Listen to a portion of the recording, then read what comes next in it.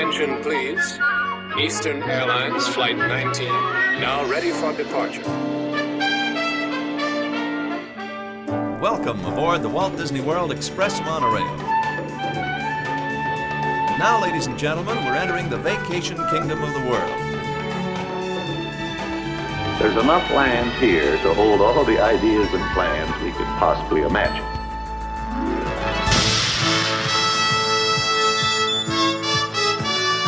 We call it Epcot. Will be our experimental prototype city of tomorrow. Welcome to another episode of the Retro Disney World Podcast, taking you back to the vacation kingdom of the world, the way it was, and the way it is in your memories.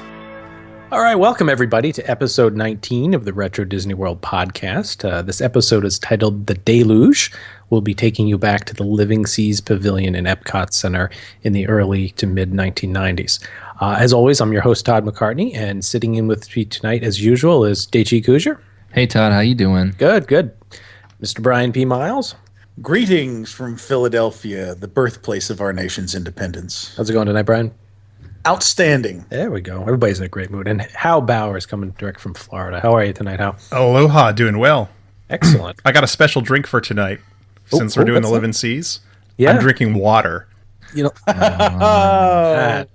we're starting off see already. What you said, and we raise a glass. All right. Well, we're going to get right into corrections and comments. Hal, you had a correction from one of last month's about the Haunted Mansion bullet holes. Last month when we were talking, or a couple months ago when we were talking to R.J. Ogren about his work as the artist preparatory person at Walt Disney World, he mentioned that he had had to fix a couple places where bullet holes got shot through the glass in the Haunted Mansion's ballroom, and his idea was to take a spider and drop it down and decorate it as if it was a spider web. And there was another story about the similar thing happening at Disneyland, and my assumption was then, since we had talked to an actual person rather than hearing it third hand, that maybe that didn't really happen at Disneyland. Maybe it just happened at Walt Disney World. And as we got lots of tweets from people saying like, no, that really happened at Disneyland. So by the strangest, oddest coincidence in the world, the same thing happened both at Disneyland and Walt Disney World with people taking shots at the glass. And independently, artists at both parks came up with the same solution to put up a spider web over the bullet hole and to put a fake spider on it. So that is our correction. So it was actually done in both locations, not just both one. Okay, interesting. All right, well, I've got something here. Do you guys remember there was a film that, I don't know if we reviewed it, but it's been on our site called Through My Father's Lens. It was a 1973 film or 72 film that my parents took. I don't know if you remember, but as you know, last month I had mentioned that my mom passed away, and thanks to everybody for all the condolences and everything that was sent. It was wonderful to hear from everybody. So I was going through their stuff as we were cleaning out my mom's house, and I came across a diary.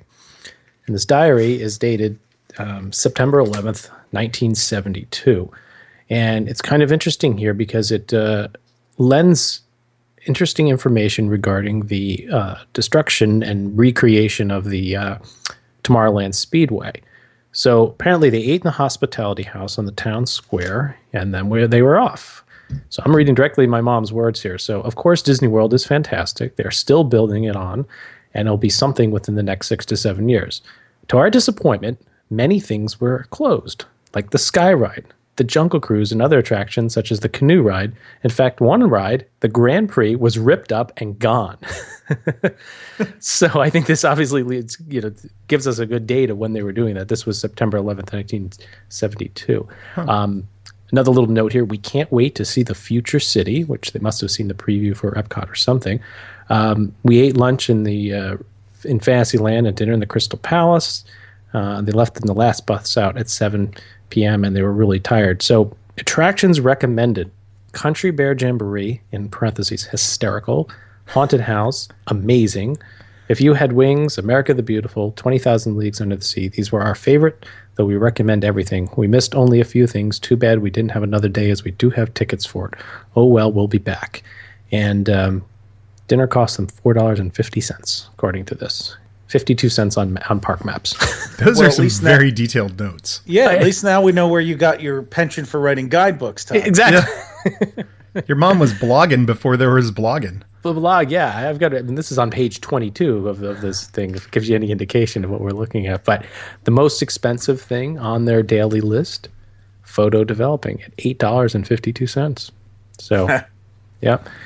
And, they bought some extra tickets for $3.30 and spent 55 cents on a cup of punch, apparently. Cup of punch. Yeah, $35.93 for the day.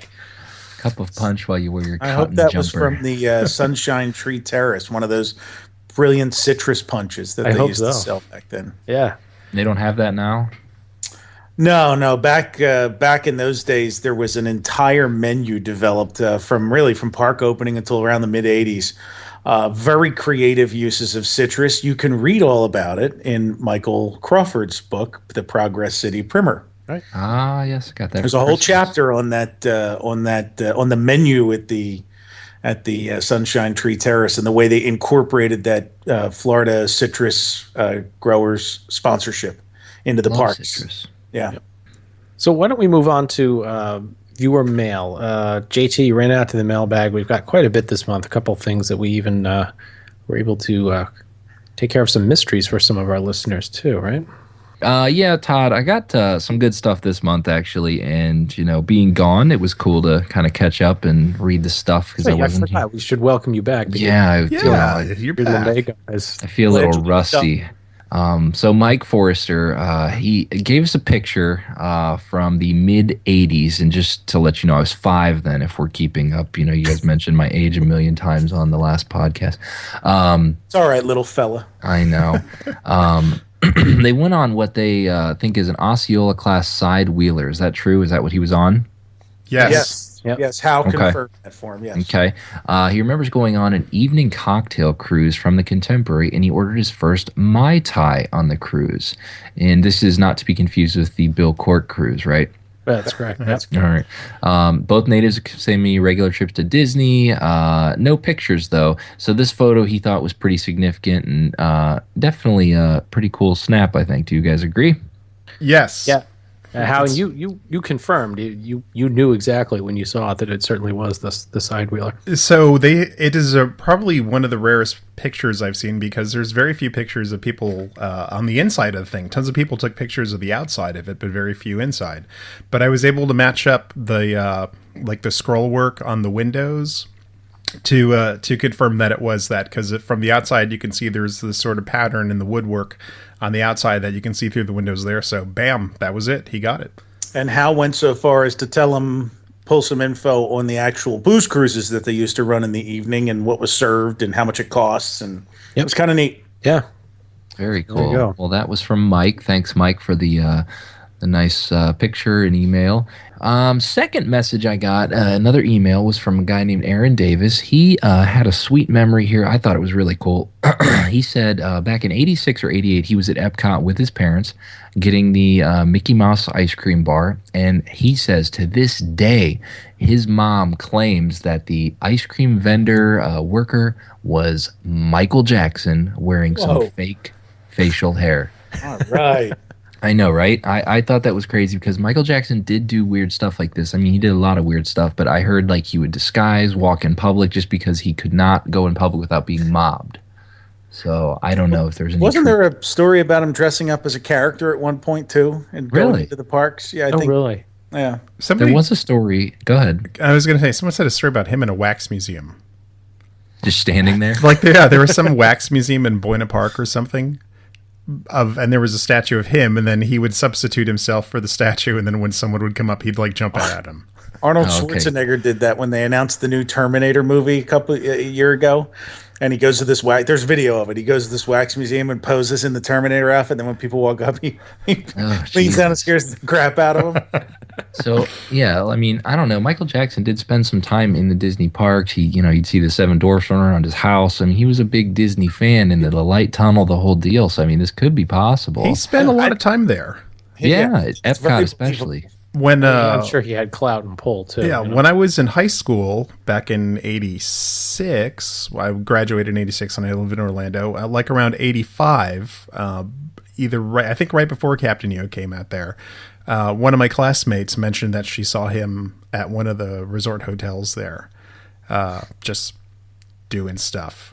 So, You know what I it mean, could he be? was in and out all the time. It could be that he had a rough experience earlier that day when a guy gave him a flat tire, and he said, "I'll make it up to you if I can just stand here and sell some ice cream bars. Get me a disguise." And then somebody saw him and backed into a bench at the theater there. Exactly. Yeah, it was all. Is that Michael Jackson giving ice cream out? For those of you who've listened to every episode, you're getting all of these jokes. And you for those totally- of you who haven't, yeah. we're really sorry. Right. Just go back to episode 1 and listen from there. All right. So what else we got, JT? That sounds like a confirmation, by the way. Yeah, I hope it Yeah, was. has to It's, if you know anything to this truth, please call the Unsolved Mysteries hotline to let us know. Another one from Matt Fondacaro. He says, we're curious if we have heard of the promotional videos released by GM in 82 and 1983, The Reality of Dreams and Dark Ride Scenes. Anybody know anything about that? Because it's no clue here. He sent some YouTube links, and I had not seen them before. The quality isn't fantastic, but I watched part of them, and I've never seen anything before of that. How have you heard of it? No, that was the first time I'd seen them too. Yeah. Yeah, so these were GM productions. Yep. And I think the actual release on YouTube, I think he said came from GM, didn't it? I think so. Oh, was it? I think so. I want to Yeah, say that's, no that's way. It had some Yeah, kind of that's the bumper on source. it that looked like it was their thing. yeah, it was like This- a GM archival thing. So it's This is why out there you on do YouTube now. They're called The Reality of Dreams, General Motors. So take a look for it. It's Nothing very, to very do cool. with World of Motion, though? Didn't Oh no, ever- it was. No, it it did. actually did quite a bit of behind the scenes like development stuff. And, okay. Had a bunch of Darn GM it. execs talking about how proud they were of what they were doing and what they were going to accomplish with World of Motion. It's a pretty awesome little read. This shows how maybe GM was one of the few sponsors that took advantage of what they had created and used it for other promotional materials. Because I don't recall seeing Kraft put out any video about what they did with the land or anything like that. that we know of yet. Right, that we know of that has surfaced. But speaking of Kraft, Todd, Yes, you've got an update on our blue mayonnaise, don't you? we do. Thanks I like to that. Wedway Radio, our partners in podcast crime, they were able to supply a blue mayonnaise photo, and we appreciate them. It was from their own personal archives, so it did not look appetizing at all. So it looked. So if in the mid '90s you wanted a hamburger with mayonnaise that looked like Crest on it, Crest toothpaste, there was a photo, and from Tomorrowland for that brief period of time, where Heinz and Kraft experimented with oddly colored condiments, and thank God that went the way. Can you imagine that if Pepsi was still in there and you had the blue mayo, Crystal clear Pepsi. you would have crystal clear Pepsi, green ketchup. You just would have been all messed up. Now, did these blue mayonnaise and the ketchup come out of that like air pump thing they have now? Was that? Do you remember? I think so. Really? Those are just industrial bags. Down Yeah, there with ketchup and stuff. Yeah, that's my favorite part of going in there, though. I love just that. sitting there. You like filling That's up your the little favorite paper part, not the cups. food, the condiments. That's your favorite part. You know how I eat. It's the stuff. Yeah, I don't care. It's just Just slather it right there on your Subway. Take a few, I few love cups of that 90s ketchup. Tomorrowland, so this is right up my alley. All right, so that's all I got. If you'd like to write us, podcast at retrodisneyworld.com. Send us an email, tweet, Facebook message, anything, and you could end up on the show. That's right. All right, guys. Well, it's time to do this month's audio rewind. Last month we said we had like 92% correct or something like 97%. Yes. 100% correct entries this month. And it was Impressive. Yeah. People knew their stuff. So before we get into it, let's take a listen to last month's audio rewind puzzler.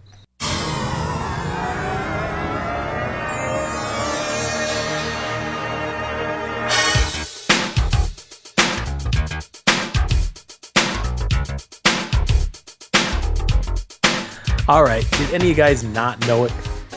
I didn't.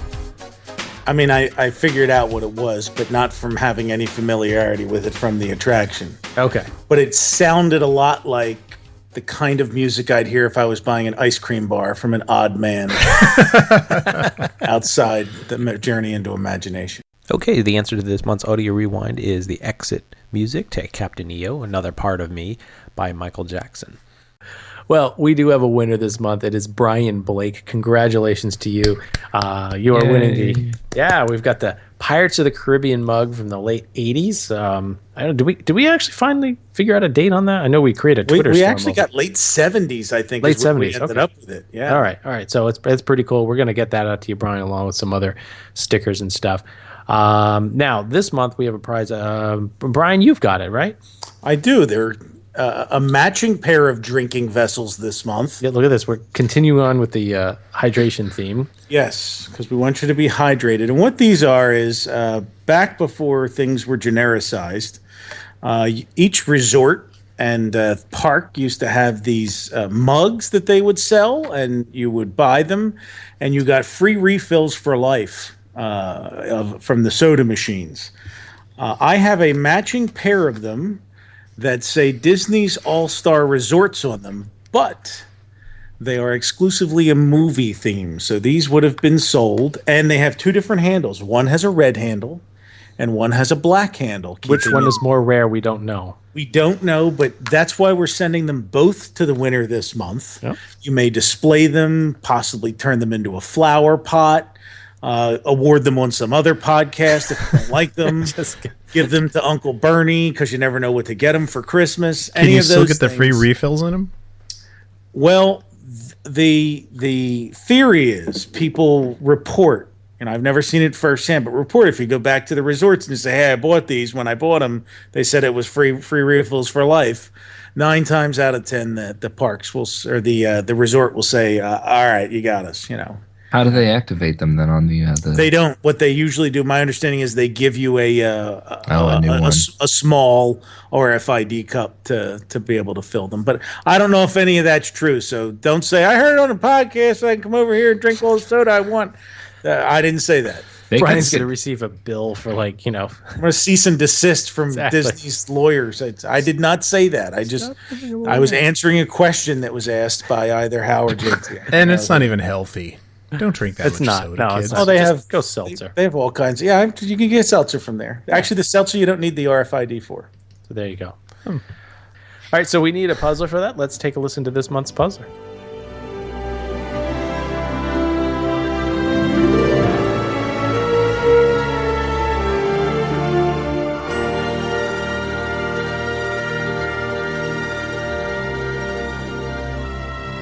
All right, so if you know the answer, send your entries to podcast@retrodisneyworld.com. A random winner will be drawn from all the correct entries and receive this month's prize, the matching mugs.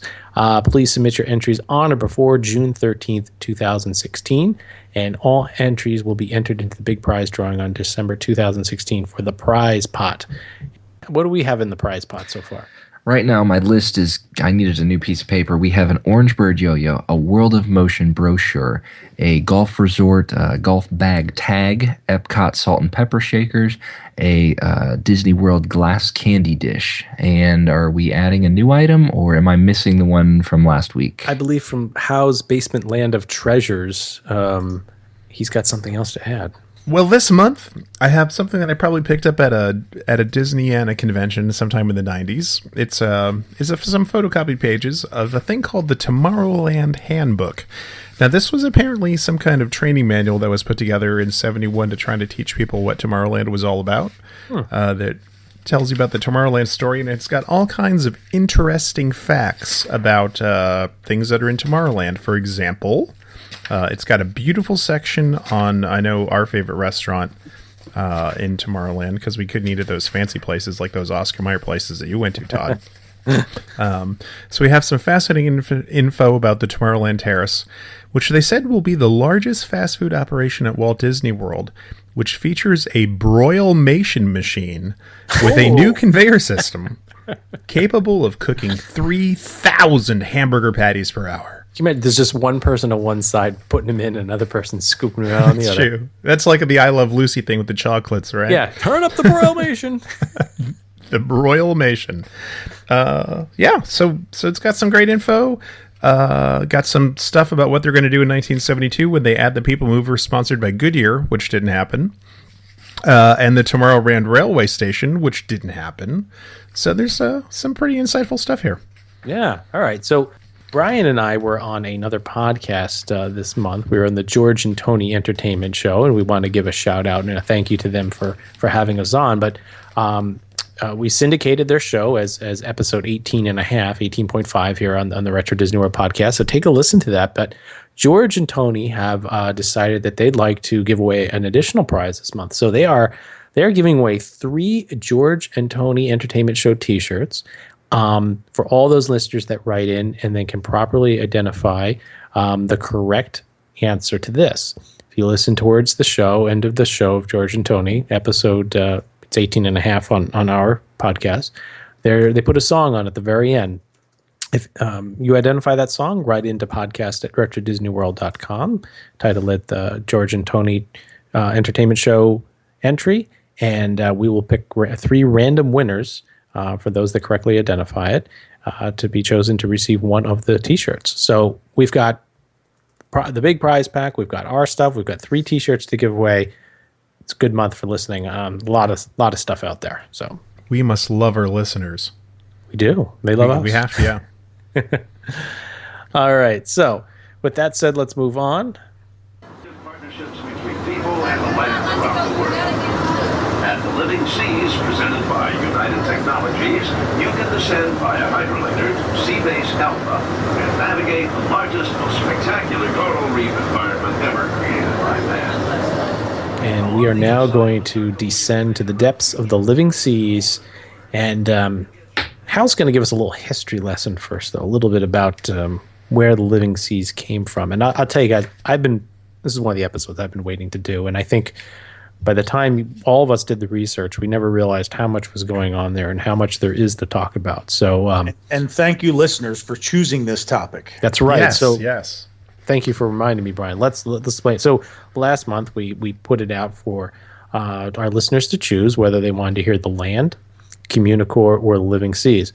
And I will say that the Communicore jumped out to a very quick lead, and then all of a sudden we started to see the living seas coming up, and then before you knew it, there was a late break by the land, but in the end, it was a pretty wide margin. The living seas won. So this is for all the listeners who voted for that. And don't worry if you didn't vote for it. We're going to get to the other 2 at some point. They're on our to-do list. So the history, what we see, just like most Epcot pavilions, is not what was originally on the drawing board. It obviously had many incarnations of concept and thought, but we do know that it was always supposed to be educational. They didn't want dolphin shows. They knew that SeaWorld was down the street, but like I said, it was there from the beginning. So what did we have originally? Yeah, so they did want to do something. They knew they wanted to do something with the sea, because they considered that to be a frontier like space. So they felt that was a really good thematic fit for Epcot. They went through numerous iterations of it. Probably every Imagineer available worked on some version of it or some idea of it. Tony Baxter did a pretty famous version with kind of like a giant glass bubble in the center of it, which was probably incredibly impractical, which is why that design didn't win out. But there's, in the Epcot book, the very famous Walt Disney's Epcot Center, Creating the New World of Tomorrow, there's a really nice big picture of a full-blown model that they had done of what was then called just the seas. And that included probably what looked like a 7 to 10 minute Omnimover ride. And sort of the gag was it would take you from mythology to technology. So as was with a lot of the Epcot attractions, they give you like a little piece of history and then use that to build you up to taking you into the future. So the main concept there is that you would come in, you would meet Poseidon. Poseidon would kind of tell you, about how man needs to live in harmony with the sea, and then you would get into these bubble pods. They really were going to be bubbles. Bubbles. Clear acrylic bubbles. Like in Jurassic World that they ride. That's right, yeah. Yes. They ride in that. And then you would ride through an audio animatronic, dry for wet, kind of like what they ended up doing with the 20,000 Leagues Under the Sea ride in Tokyo. and you would go through all these special effects show scenes underneath the water. You would start at a microscopic view and see plankton, and then eventually you'd get bigger and bigger and bigger, almost like an inverse of inner space. And by the time you got to the end, a shark would lunge out at you and try to eat you. And then from there you would go through kind the of tank. a precursor to what happens now. Yeah, kind of. Ironically enough. Yeah, ironically, it's yeah.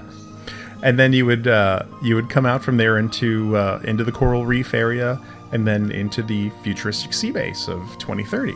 So they had a really solid idea of what they wanted to do. Probably there were some practicality issues because of the technology, like a big giant acrylic or glass bubble just probably was impractical. But the biggest thing that they really needed was a sponsor.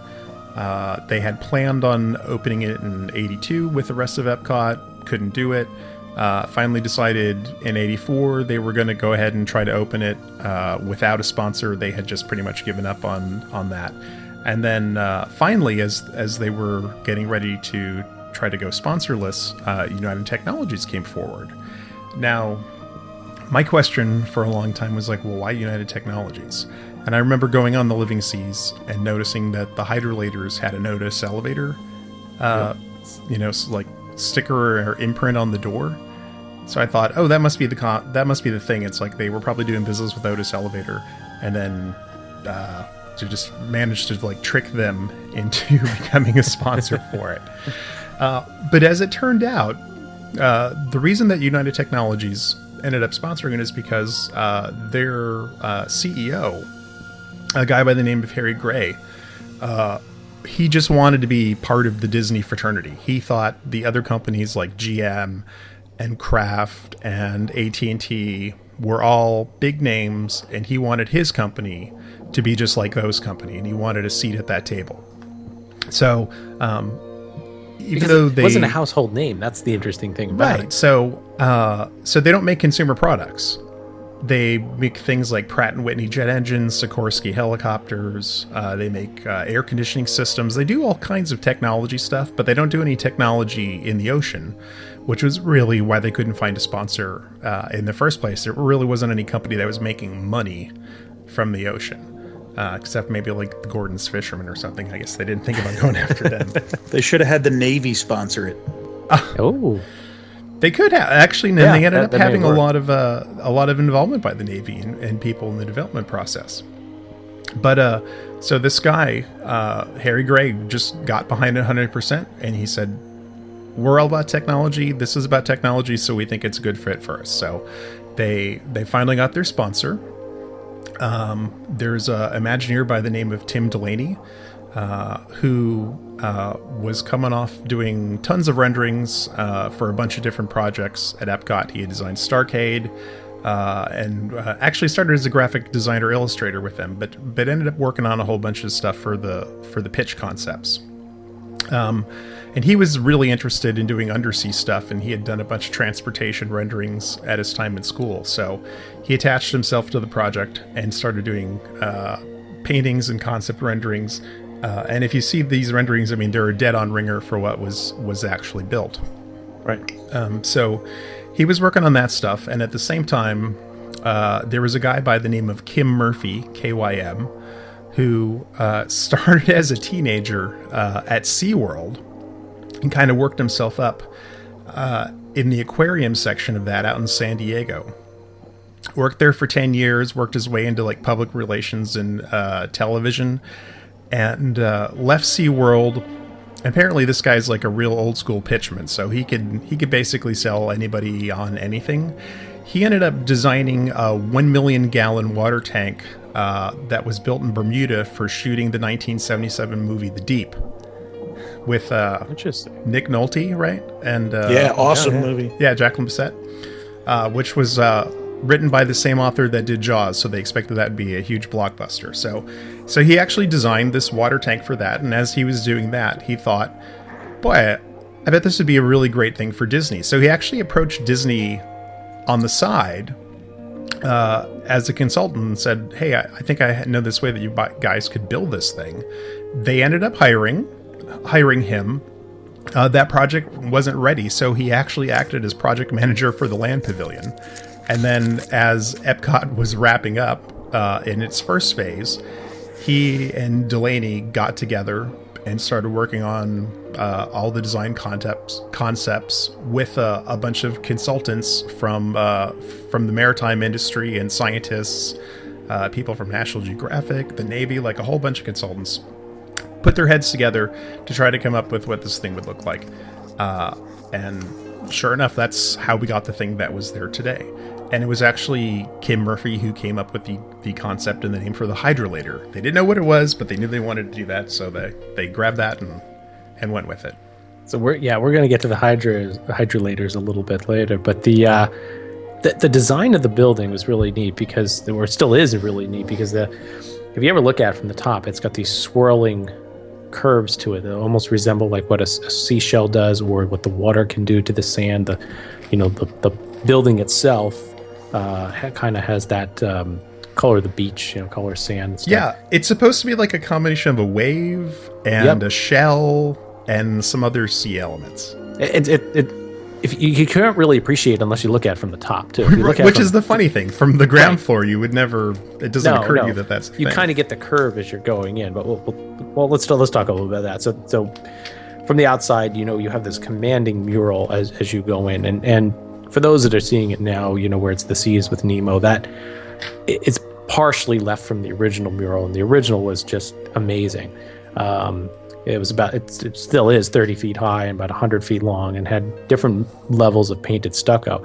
And they were supposed to represent all the different levels in the sea and the sun setting. And it really had an amazing, it's almost like something you would see in the land. They go very hand in hand in the way that the things were designed, but it was much brighter than things you saw on the land.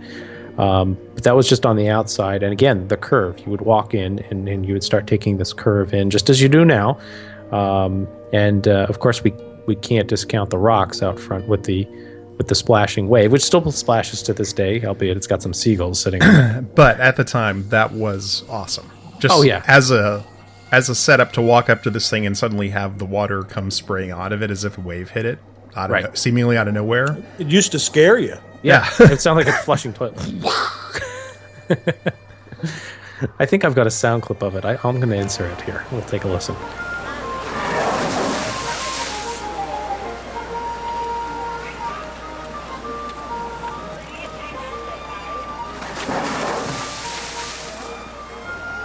So I visited this. I visited the attraction in October 1986. So it opened January, right? It was January 15th or so in 1986. So I was there relatively soon after. And I'll admit it was one of my favorite attractions there. For what we're going to get to here is when you put it all together, it was such a cohesive experience. So as we walk through this attraction, I want our listeners to kind of think about that and how all the different sections we're going to talk to tonight would have come together in a way that presented an experience and set the stage for something that you were going to see and you were getting to and you're going to. There's anticipation build up and how well everything was orchestrated. Now in The Seas with Nemo, I see what they did. We understand why they did it, but it doesn't have as much of that oomph. And when we get later on, we start talking about Seabase Alpha. Think about what we talked about previously, and I think you're going to see how the whole experience of the pavilion was completely different. So it really is the last of the original pavilions. They all worked so well together, both as a group and then individually. Each of those pavilions, those original planned pavilions, the whole experience inside was you use the word cohesive, right? And a start to end experience. And then when they did the next pavilion, the health pavilion in '89. It was the first time you kind of saw everything they had a lot of stuff, but they all could have existed on their own. They didn't necessarily work together. Right. And so I think that this pavilion is it's almost like the moment Epcot got it perfect. Yeah. And that they weren't going to do any better than that. Right. And so if we start that experience back at that sign, we just talked about the waves crashing on the sign, you're going in, you come into the building, you're curving around like a seashell or a sand at a beach, whatever you want to call it. So the queue was interesting. It's the same switchback queue that goes back and forth as it is today. It had a lot of blue carpet and had the almost looked like an oak or maple capped rails on it. You'd go back and forth, and it wasn't what you see today where it's just supposedly the beach. You're walking and getting lower and lower in the beach.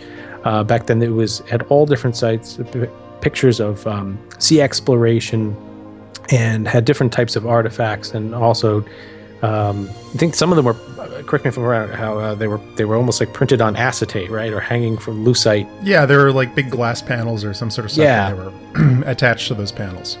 So, and there were some replicas like Sir Edmund Halley's first diving bell, some breathing devices from the 1800s. All right, so towards the end of the queue, there were a diving suit and an 11-foot model of the Nautilus.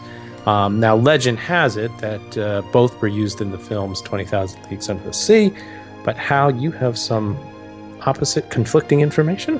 Yeah, so the model is, in fact, the 11-foot special effects model that was used in 20,000 Leagues Under the Sea, which used to be located where? Guesses? It's got to be in the Magic Preview Kingdom Center. somewhere. I don't know. Yeah, closer to. It was in the Walt Disney Story. Okay. So that in the sense. outside queue before you went to see the movie in the display area there, and they moved it over to the Living Seas during some rehab period during that. The diving suit was actually a reproduction done by a guy named Tom Sherman, who was a absolute 20,000 Leagues Under the Sea fanatic. Loved the movie, crawled all over the Disneyland display when it was done out there as a boy. When it was demolished, he went in, snuck in, and took pieces of it home. As a young man, he ended up transforming his apartment in Hollywood into like a Nautilus interior. And then later on for Disney, he actually ended up doing the design work for the 20,000 Leagues walkthrough exhibit that was built in Paris. So that was a fake one, but I'm sure he made it as perfectly accurate as possible. So there we go. Myth Very busting. cool. So as you come to the end of the queue, you are shuttled into kind of what we could call the pre-show or the waiting room, which was an oval-shaped room. And when the pre-show, so to speak, wasn't going on, there were different blue and green waves projected on the screen. It did surround you around, but it wasn't really true Circle Vision 360 as you know it. It was more of it's kind of an oval-shaped room. And this is kind of where United Technologies threw in, what do we do? Why are we here? They go through some pioneers of sea exploration and stuff, some different ships sailing across the ocean and across the screen. And then they went into different types of drawings of what United Technologies employees and researchers are doing to help research on the seas. And then this room was connected to two different theaters. There was Theater 1 to your right and Theater 2 to your left. And essentially, up until 1999, we'll get to that in a little bit, they would alternate the theaters. So this was they would fill up the pre-show area, and then about every 4 minutes or so, a door would open. So they'd open the door on the left, and you'd go into the pre-show theater, and then the door on the right, the next 4 minutes would open, and you'd go into that pre-show theater. So they flip-flop, and both theaters showed the same film, which we're going to talk about in a little bit. Now, the reason I said up until in 1999, when United Technologies ended their sponsorship, what they started to do is that the one theater, they would allow you to go in and see the movie that we're going to talk about. And on the right side, they had a logo that said, directly to the hydrolators. And you could skip the movie if you wanted to. You will soon be exploring the amazing and mysterious environment of our living seas. Your journey begins with an important briefing, a 7-minute presentation introducing you to some of the marvels beneath the surface. This first stop will take place in the briefing room through the doors on your right. Immediately after the briefing, you will board the hydrolators to Seabase Alpha. For those of you who are returning to Seabase Alpha or choose to bypass the presentation, we will be loading you directly into the hydrolators shortly after the briefing begins. The direct entrance to the hydrolators, which I think some people liked, some people didn't like. I think people liked it because they already seen the film. They didn't want to sit there for 8 minutes. They just wanted to skip right to Seabase Alpha and get on the ride and get in and explore. And at that time, obviously, all the United Technologies slideshow and pre-show information was all removed. And they just kind of had these projections that, you know, Living Seas Hydrolator here, Living Seas movie here, and they were over the doors.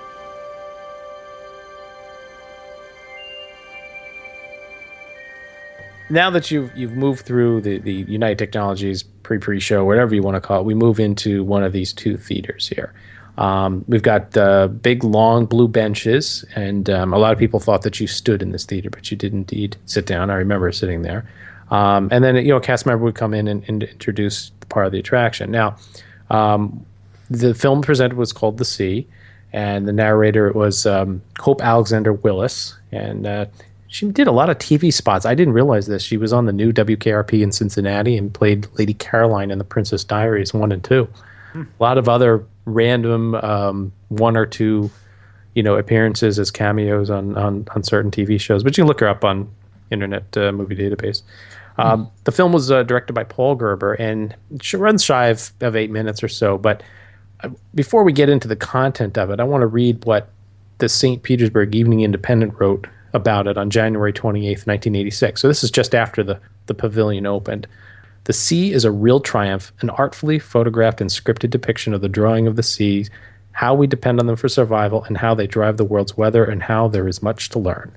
So I think that's a really good synopsis. And when I was doing research for this, I came across a lot of Associated Press articles, and this was one of the, you know, freelance written articles about the Living Seas that wasn't from the AP. And I think that really sums it up. I mean, you guys have all seen it. What are your comments on it before I go through kind of the rundown? I think of the educational type films, to take the one that they did with Energy and Symbiosis, and this is the best. I mean, you walked away from it kind of understanding. Most people didn't. I mean, honestly, most people didn't understand how the oceans were formed. And even if you learned it rather in earth science back in 9th grade, adults probably had forgotten at that point. And so you watch this, and you just instantly walked away saying, "Boy, that's like the coolest 7 minutes I ever saw." But the guy's other films probably are worth mentioning that he did for Epcot, and that is Symbiosis, Paul Gerber, and he also did the Norway tourism film, the film that you would see at the end of Maelstrom. Right. So he did those 3 films for Epcot, and all 3 of them are memorable in their own way. A lot of people don't remember Symbiosis, but we all remember the Norway film because it lived on forever. And again, we just talked about Symbiosis about as much as we need to. No, just kidding. So, how, JT? What do you remember? Because then we're gonna listen to a little bit of the film. I don't know. I was so little when I saw it; it was boring to me. Honestly, I was more excited. I don't remember being scared. I just remember like, all right, this is really, because now I know what my parents meant when they said, "Are you sure you want to go to Epcot?" when I was in the 5th grade, because I was like, oh my God, they were right. And then the attraction gets better, obviously, but yeah, it was a scary first moment. I will say, I think it is one of the most powerful films that was created for Epcot. Just brilliant narration, fantastic music. That guy does know how to scare the pants off of you, or at least, very dramatically hit you with things. And it certainly does a fantastic job setting up everything that you're about to see. So as the film starts, the lights dim, and on the screen you see a galaxy of stars, and it's followed by a closer look at planet Earth. Try to imagine, just for a moment, that somewhere in the endless reaches of the universe, on the outer edge of a galaxy of 100,000 million suns, deep within a cluster of slowly forming planets, a small sphere of just the right size lies just the right distance from its mother star, cooling in the coldness of space. Try to imagine. And then we see a volcano loudly erupting, quite loud, and the lava comes flowing down its sides, and steam is starting to rise from the hardened lava on the ground. And then that cloud-covered planet waits. And waits. And waits, until finally those clouds of gas and steam condense and rain upon that planet. Suddenly you hear thunder roars, lightning is striking, the rain pours down, it's hitting the hot ground, and steam is rising up.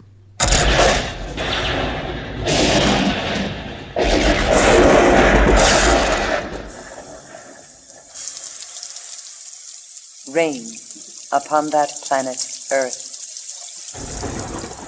And they rain and rain and rain. The Deluge. Rain continues to pour down, and we see a lot of water falling off a large waterfall. A deluge of such magnitude that the world's greatest waterfalls, flowing together for more than 1 million years, would only just begin to approach its results. For when it finally stopped,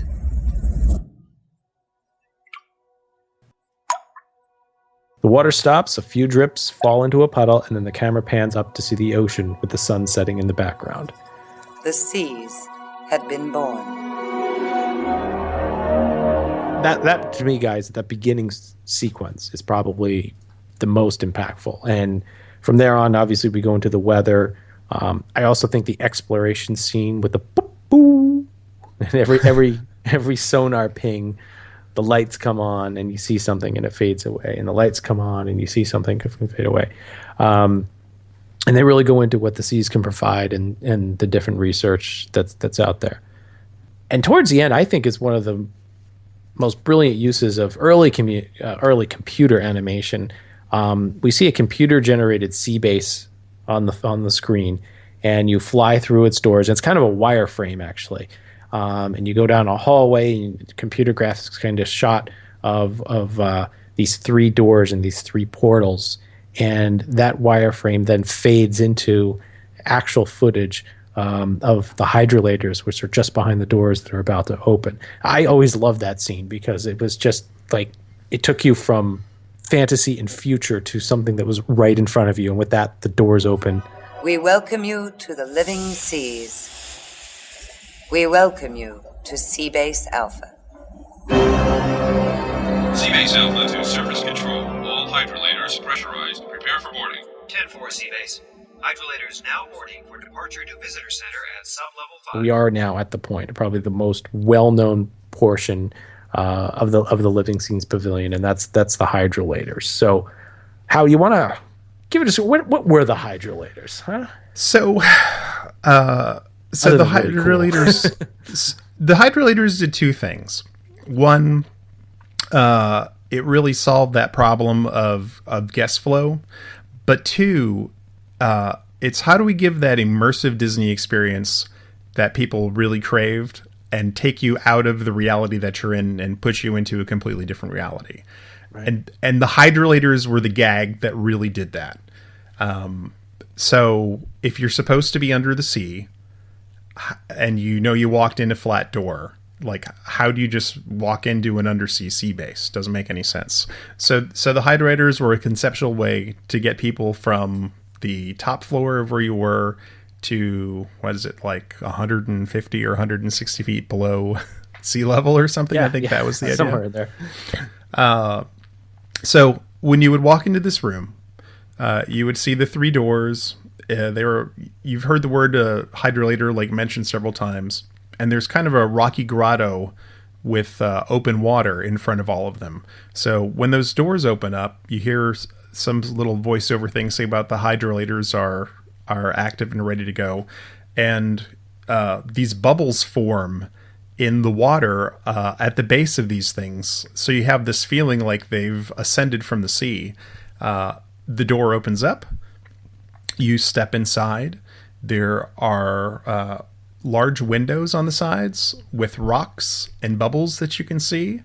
And then they load about 30 people or so inside, and the doors close and the floor starts to shake and the lights go down and there's these sounds, and then you see the rocks sort of flying by the windows with the bubbles, and you're in there for about 30 seconds, and sure enough, you completely nailed the illusion that you were going down into some undersea place.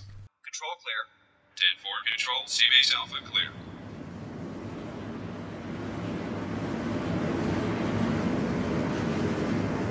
Service control, this is guest vehicle staging area number 1. GVSA number 1, go ahead, please. Passengers from hydrolator number 2 ready for departure to Seabase Alpha Visitor Center. All conditions. Even on video, it looks amazingly convincing. Oh yeah, I was convinced when I would. Oh, you were totally taken for a ride. Oh yeah, because I saw this video. My life's over. This is a horrible day already. And then you're like, whoa, wait a second. You're a little kid, by the way. That ride could be scary. That hydrolator ride was a little. Well, you just got scared out of your pants with volcanoes erupting and lightning and thunder. So now you're going down there. But I was gonna say it was just an absolutely brilliant illusion. So simply done.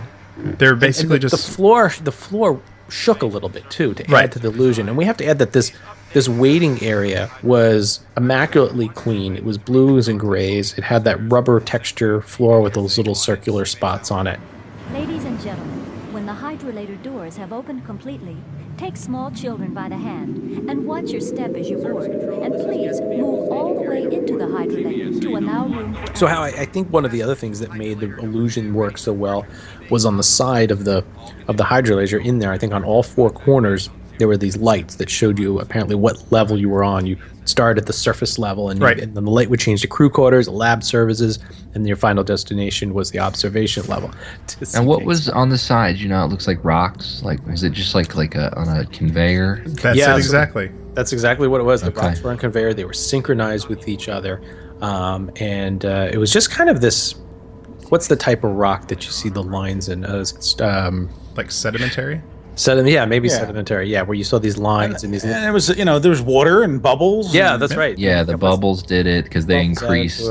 It was almost as if you were pushing the air that was there away, and they were coming up in the side. They did the rumble. rumbling. I remember the floor would move probably only about a half inch or an inch in each direction, just kind of shake under your feet in a circular pattern, go back and forth a little bit, a little left, a little right.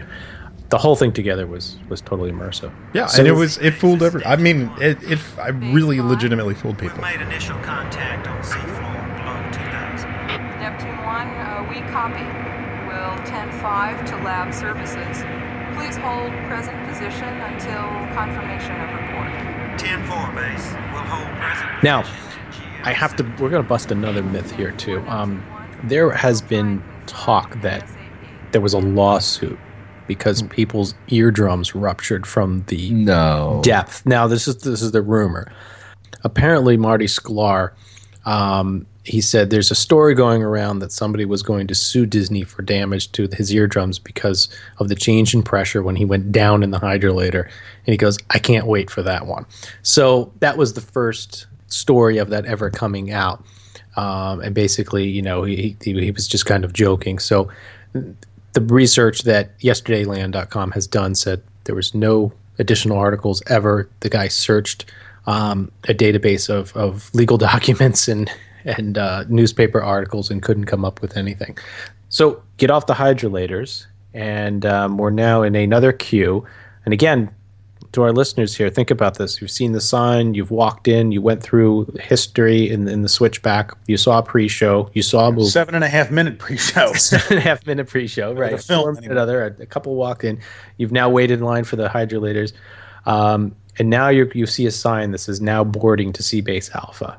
Yeah. And this is what remained of the original idea of those bubbles that we talked about, the Omni Movers.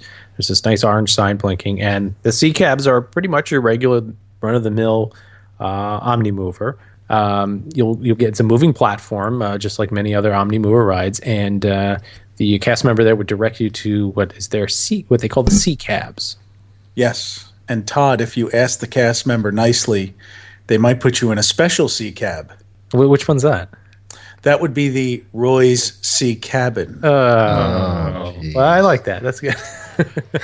Was it brown? Not blue like the other ones? It stood out. It had like log cabin lines. It was slightly smaller than all of its brother cabins. And you only used it once. Yeah, you only can use it. I remember them really slow. I mean, the track wasn't very long. It wasn't very, very short, but I think they ran them much slower so that you could see the sea creatures, and also because if they ran any faster, you'd be off the thing in 45 seconds, right?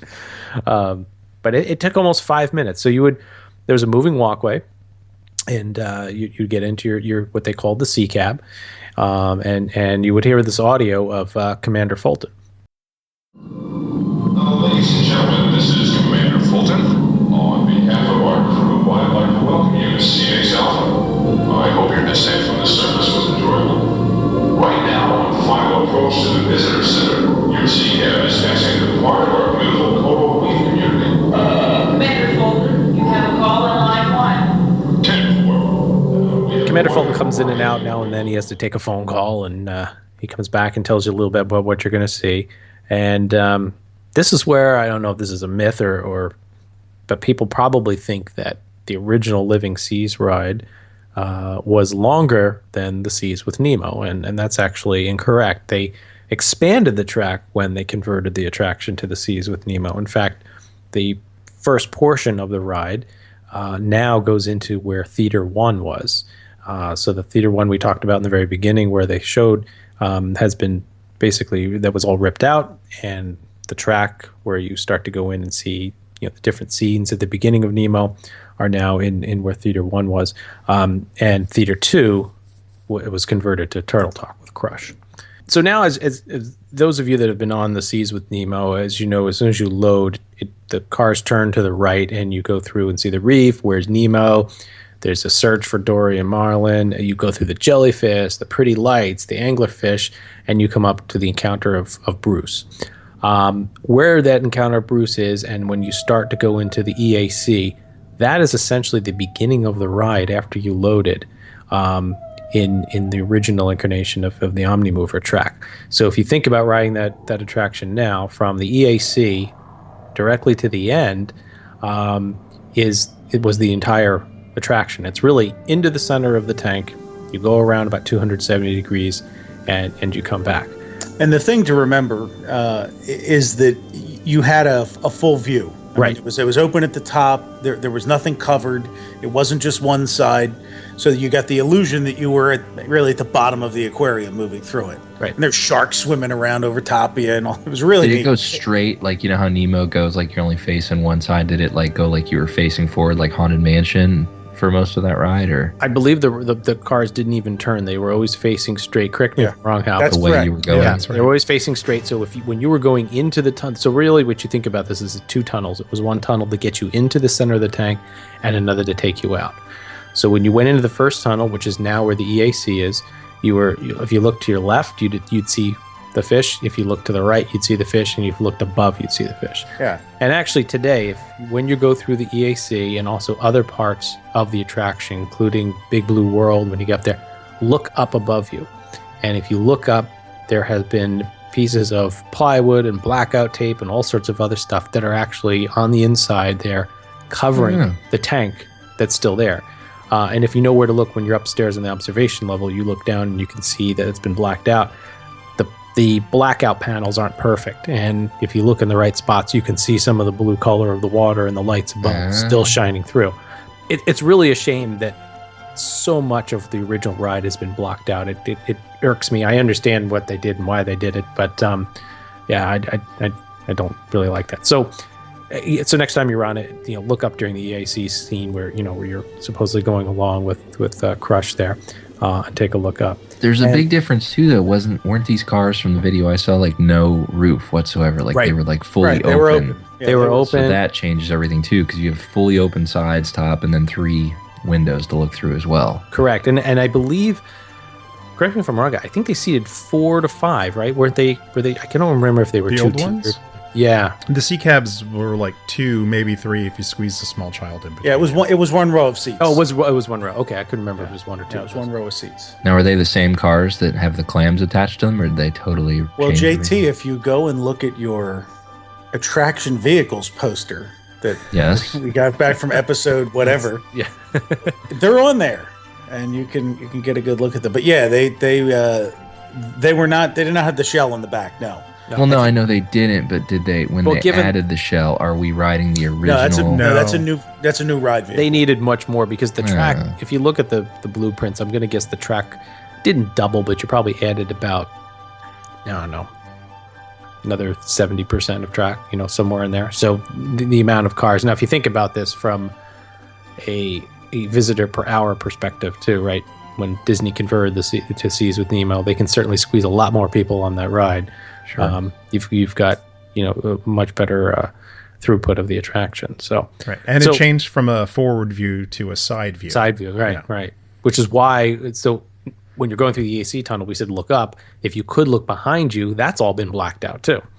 And also too, what happened is when you took the tunnel into the center of the tank, you used to be able to look and see, if you looked across, you could see the other cars exiting the tank. So it was this big open area, and you could look all around, kind of like a 360-degree view of then the center cylinder, so to speak, in the center of the tank. Again, majority of it has been blacked out with these small little windows out to the tank when they project the Big Blue World scene. And just as you unload today, you're unloading in one of the other tunnel that's coming out of the tank.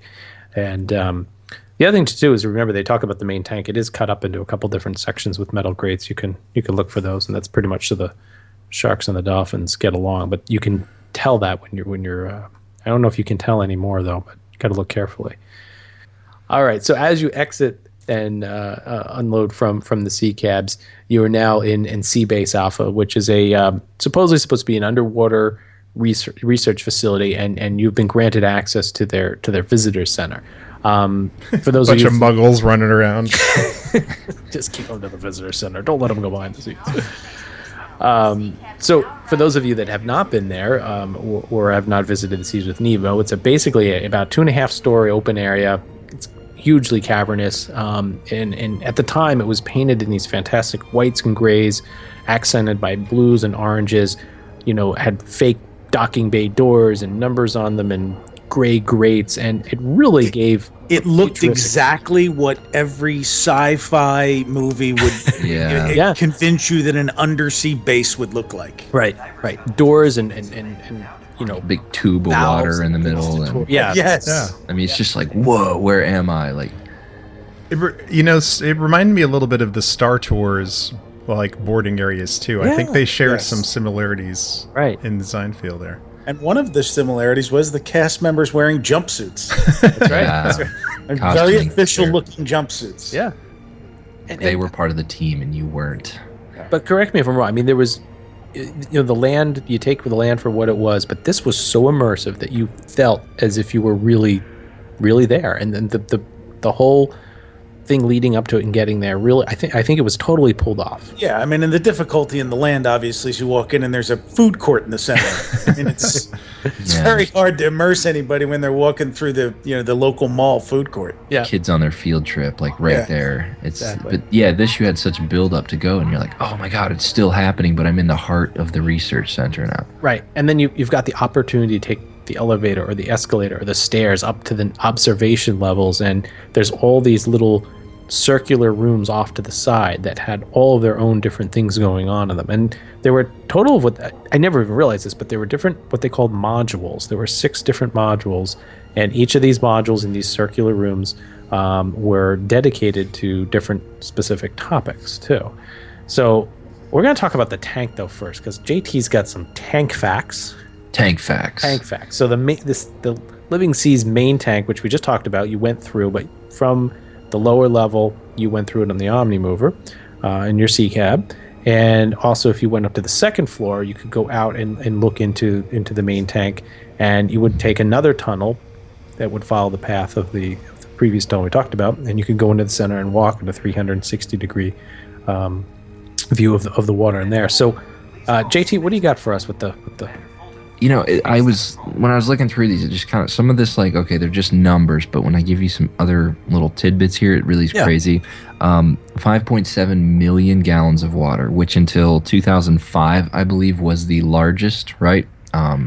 Indoor, whatever you want to call it, like man-made aquarium. And Brian, who eclipsed that? You looked up who it was eclipsed by, right? Georgia.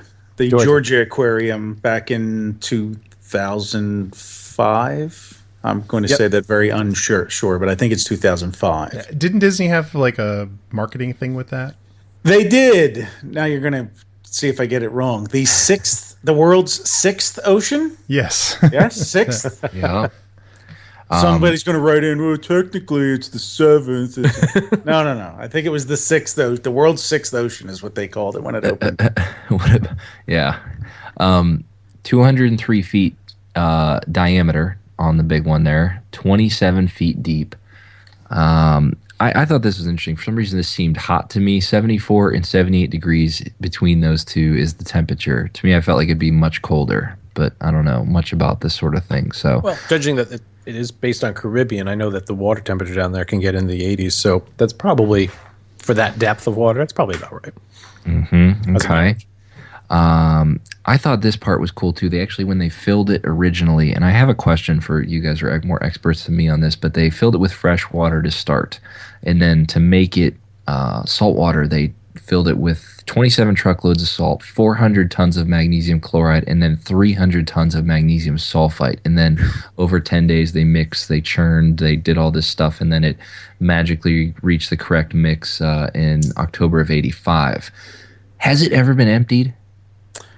I don't know the answer to that. I do know. I don't believe so. So that's like the original water. I mean, obviously they've replenished it, but it's so I do know that, and I don't know if the number is 4 or 6, but there are 4 or 6, and I want to say the number is 6 wells on property that they pump water out of and into the living seas ocean, or into whatever formulates the salt water that then goes into the living seas ocean. Okay, so if you're standing and, you take your fingers and you sort of make like an inch, I thought it was crazy that 1 inch in this whole tank is equal to 18,000 gallons of water. So is that up and down or left and up? Like up and down. A cubic inch from top to bottom. Yeah, so say 17,000. So you start at the bottom, say you start like at the bottom, which by the way, that gravel is 33 inches thick. You start at the very bottom of the thing and you add like 1 inch of water, like, if you're filling your bathtub an inch, that takes 17,000 gallons to do 1 inch. And go up to a total of 6 inches, that would fill up an entire Olympic-sized swimming pool. Crazy. That's nuts, yeah. It's just, I almost, what you wish is like they hung these facts up like on the wall in there or something so you could just see. Well, you're stuff. under the ocean. They can't tell you how much water's in the ocean. I get, total of 61 windows allowed for viewing. Now, do you think that includes the windows that are now blacked out? Oh, I wouldn't doubt it. Yeah. Yes. Okay. Yeah, absolutely. Okay, and this is one of those interesting facts too. When you're standing in there looking, like say you're out in that observation area, the acrylic panels, they're acrylic. Actually, all of it's acrylic, but 6 to 8 inches thick. So if you're kind of standing there wondering how thick, 6 to 8 inches. You could probably do that with just a half an inch of transparent aluminum, if Scotty gave you the formula. But you have to wait till Star Trek 4 comes out to know about that. Now, JT, if they develop any small hole, is RJ Ogren good? Is he going to come like fashion a little starfish to octopus or something? He could, but I'm sure that the rumored crack in it was done by our friend who backed into the thing with a truck or a trolley. That's what he stepped on Michael Jackson's foot and backed into the living seas at the same time. One of the things too that's crazy to me, there's a massive filtration system and huge tubes and pipes and the whole deal. But I thought this was crazy that the whole process, it recycles the entire 6.25 million gallons every roughly 3 hours. It all gets recycled and filtered and goes in and out. That's crazy to me that I'd love to know the electric bill just for the living seas and what that costs. Yeah, that's insane. So that's a lot of facts. Oh, the last one, I thought this was crazy. Last one, sorry. If you took the Spaceship Earth, you picked it up and you set it down inside the living seas, you pulled the roof off, dropped it in there, it would fit inside the tank, and it would have roughly 90 feet on the on this one side to just fully fit inside there. Now, it wouldn't be submersed like you dropped a golf ball in the tank, but it would fit inside there. So just picture that next time you're standing next to Spaceship Earth. Actually, about 40 feet. Spaceship is 164 and the seas is 203. So yeah, we got about 40 feet or 20 feet. Yeah, 20 feet all 20 around. feet on each side. On each side. That's insane. So you could float it like an ice cube. So just drop that puppy in there. Yeah, there is a market that I think we need Spaceship Earth ice cubes for our drinks. That would be. I'm gonna make living seas tank glasses. Yes, and then boom, right ratio. That is perfect. All right, next on the item land, for sale. and they will all sit on a land boat coaster, right? I love it. The serving tray. Yeah, I think we got. We'll corner the market. So that's my tank facts. There's Tank facts from JT. many Thanks. more, but those were the highlights. And I just that now next time I go, I'm going to have a new appreciation because I've never read these before. So. Well, like you said, the numbers are one thing, but when you put them into some sort of context, it really amazes you how large it is. Yeah, it is huge. I mean, it's a heck of an undertaking. I thought it was cool too. I saw a picture and I was doing research under construction. Like, you saw like an overhead view with no roof, and it even had like the little circular cylindrical viewing area just in the middle. But just crazy how big it is. I didn't realize there were 33 inches of gravel. That's pretty nuts. Well, that's all part of the filtration system. Actually, that gravel is actually an integral part of the filtration. It's like a big aquarium, basically. Yeah.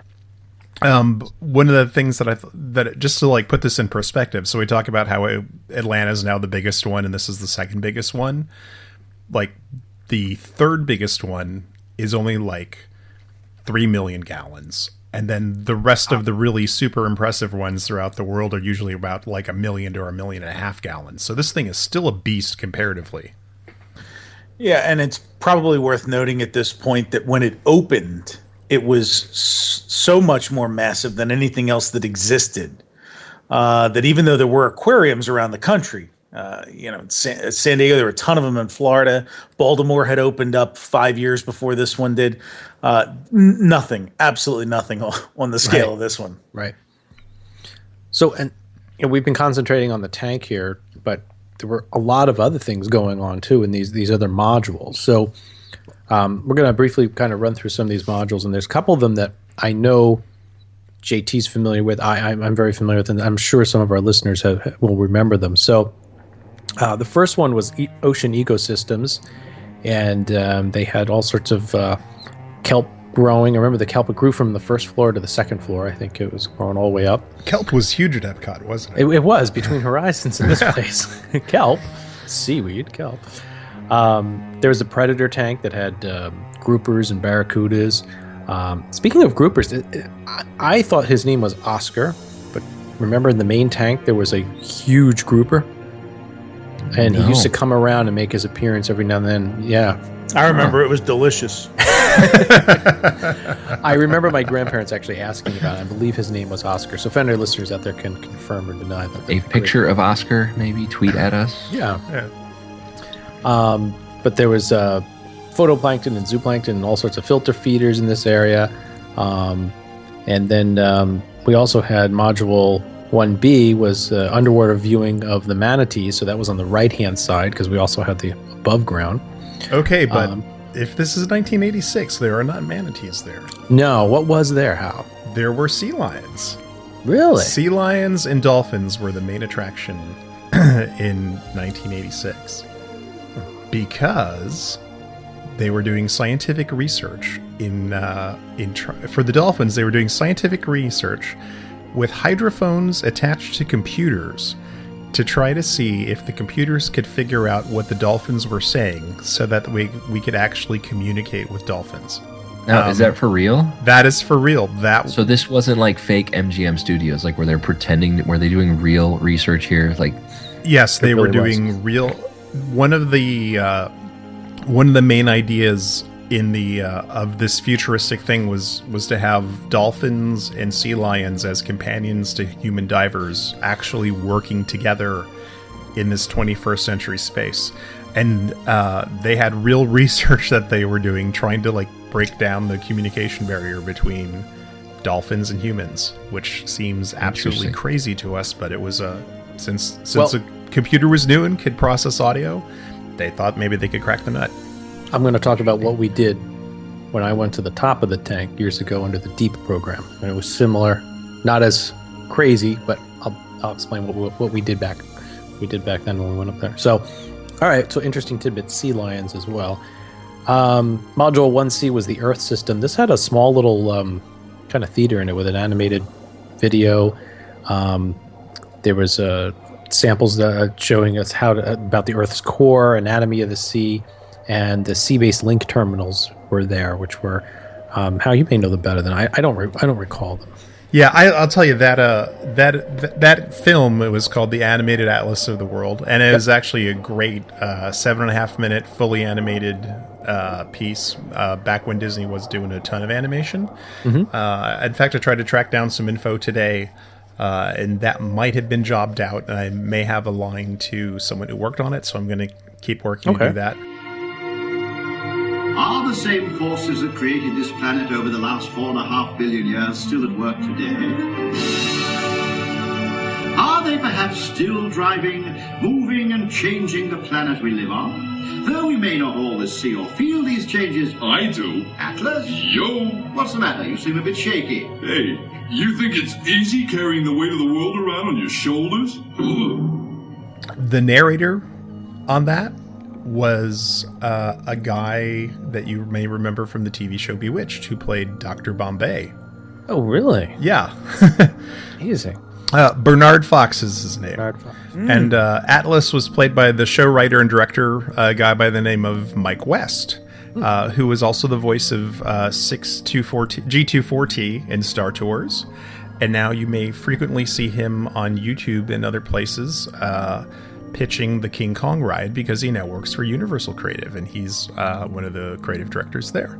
There was also a neat map of the Earth too. Remember that, guys? You press the buttons, would show you the ring of fire, different lights on the Earth would illuminate when you press the button. Really interactive. Where is that Marianas Trench? That's right. This gives you an idea. We're only talking about the fourth module of these circular rooms here, and there was a lot going on. I'm sorry, we're only in the third. We're going to talk about the fourth, which is probably the one that everybody remembers to this day, and probably it's the same room where people remember where Bruce is now. Yeah, you couldn't pose in Bruce the Shark's mouth back then. No, there was no Bruce. So we had two cool things in here that everybody's going to remember. One of them was an audio animatronic version of Jason, and Jason was an underwater robotic exploration tool that was created by Bob Ballard. Oh, and unlike the scientists in those submersibles that have to come up all the time for supplies of oxygen, I can stay down for weeks on end. What's to do down there for that long? My built-in TV cameras will help scientists study deep water life forms, as well as let them get a look at strange and remote sea creatures. Ooh. And well, I keep a And he was this audio animatronics version was he was on a pole coming from behind, and he could go up and down, and his arms would move around, and the lights would simulate talking, and he would talk to you, and his hands would move around and tell you about underwater exploration. And probably the part that most people remember is the gym suit, which was a giant underwater pressurized suit that it was cut in half from the back, and you could walk behind it, put your hands into the arms and grip these special grips inside, and you put your head up into the bowl, and most kids had to stand on something, I think, to kind of look into how the helmet portion of it. And in front of you were four different things. There was a lever, a slide, a wheel, and something else, a push button. And the object was to put your hands inside the suit and realize how cumbersome it was, and how your dexterity was really changed by by wearing the suit. And you were supposed to try to turn the levers and spin the wheels, etc., and turn the lights from red to green. I know I tried. You guys all must have climbed into that thing. It was a germ pit, but totally. Yes. So, do you want to hear some crazy stuff about those exhibits? Yeah. So you mentioned Bob Ballard. Yeah. So that Jason thing was actually a real thing that he was working on prior to the debut of the Living Seas. He had been developing that Jason system as a real thing, and he so we opened it. That opened in January of 1986, right? Yes. And in June of 1986, he took a prototype of it called Jason Jr. down to a little ship called the Titanic. And the first video that any of us ever saw of the Titanic was actually shot through one of those Jason systems. So the discovery of the Titanic then made a film director a billionaire who then took that money to make Avatar, which is now transforming Animal Kingdom. So it really all started at the Living Seas. Yeah, I think this is 6 Degrees of Living Seas. And Kevin Bacon wrote It's like Kevin the Bacon. sea cab. And Michael Jackson sold him the Disney's ice cream bar. Gave him the energy for the day. And as a total aside, the voice of Jason was Frank Welker from Scooby-Doo and 1,000 other things. Yeah. How about that? Now the gym suits. Yeah. Those are actually was a real thing, developed by Dr. Sylvia Earle, one of the consultants for the Living Seas Pavilion, and she actually set a world depth record of 1,250 feet in that thing. In 1979. It was actually engineered for commercial purposes. It was used for like repair and maintenance of oil rigs underwater. And that suit in particular is really awesome because it's fully pressurized to just one atmosphere. So no matter how deep down you went, it just felt like normal. And so they didn't have to pump helium in or anything else into the nitrogen. All that didn't have to be added to the airline. Yeah, it was all self-contained. And it would keep a temperature of about 50 degrees. So you could just wear a warm sweater and you could be down there for like 4, 5, 6 hours untethered and do what you needed to do. That's cool. Very cool. I have another Titanic fact to wedge in here. Go ahead. Bernard Fox, the voice of the film you mentioned a few minutes ago, played Colonel Archibald Gracie in the Titanic movie. He's the man that said, "Women and technology do not mix." It's what I always say. Oh my gosh. Yeah. And there was another little movie in that section with a father and son fish combination years before Nemo. That's right. There was a little movie in there called Suited for the Sea.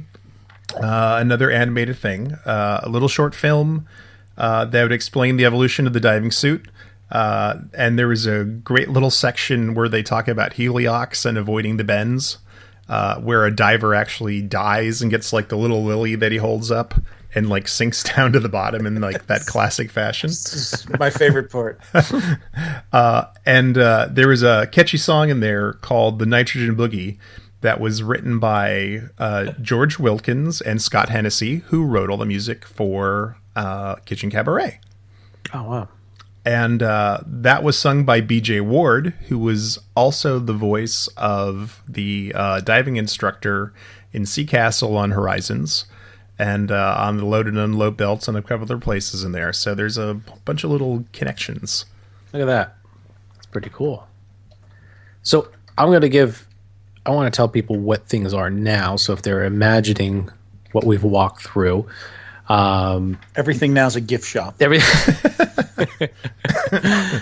So if you are, we talked about the different modules. Module 1A, which as we talked about had all the different, has lots of aquariums and had the sea creatures and the different moves. That is now the waiting area for Turtle Talk with Crush, where you go in. It's the first little area. Module 1D, which is the one where we talked where the gym suit and Jason is. That's where Bruce is. Module 1B hasn't really changed. That's over on the far right-hand side. That's where you can now see the manatees. And Module 1C, I'm trying to remember what is in there now. Does anybody remember? That would be where the theater was, where the little movie in the Earth was. Oh, what is in there? Yeah, there's some other exhibits in there. I think that where the like the fish that are in Finding Nemo and the little tanks are in. So there's tank of clownfish. Yeah, the clownfish and stuff are in there. Okay, so now as you can today, you can climb up the stairs, and as we know now, it's just a big blue behemoth of ugly blue paint, and all that wonderful design is gone. But if you as you're going up the stairs, look at the ceiling and look at all the details. Those details have not changed since its opening, and you have to imagine that place having a completely different color scheme. It would really come to life again if they ever did that.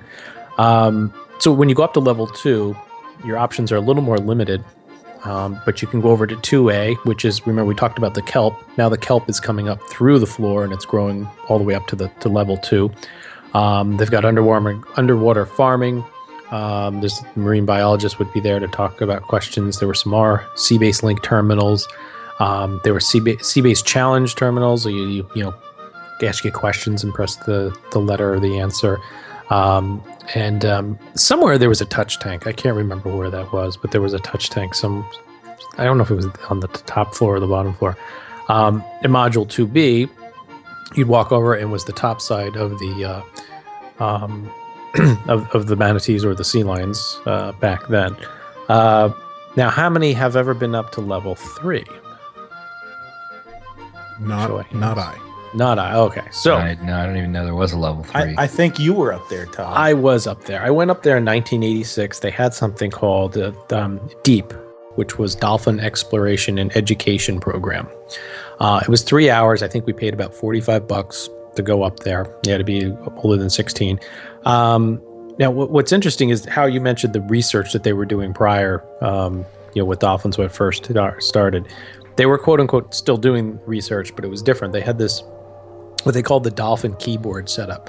And essentially it was this giant plastic house-shaped thing with these holes in it. It was yellow and the holes were black. And in the center of the holes, there were these objects that were suspended with wire. And the quote-unquote keyboard would be red if a dolphin stuck their nose in it.